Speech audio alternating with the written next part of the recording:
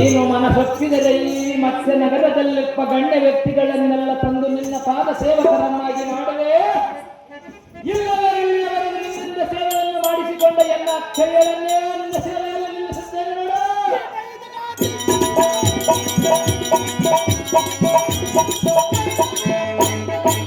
ಎನ್ನೊಂದು ತಿಳಿಸು.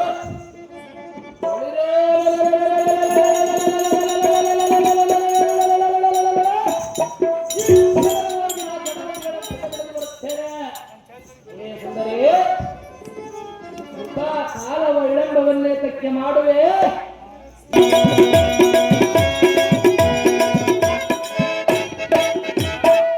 ಸುಂದರಿ,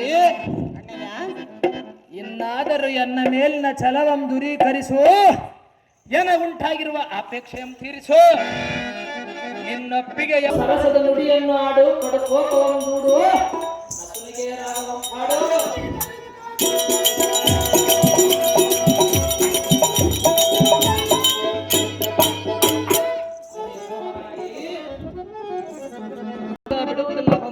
ಅನ್ಯ ನಾರಿಯನ್ನು ಬಯಸಬೇಡ, ಬಯಸಿ ಹಾಳಾಗಬೇಡ.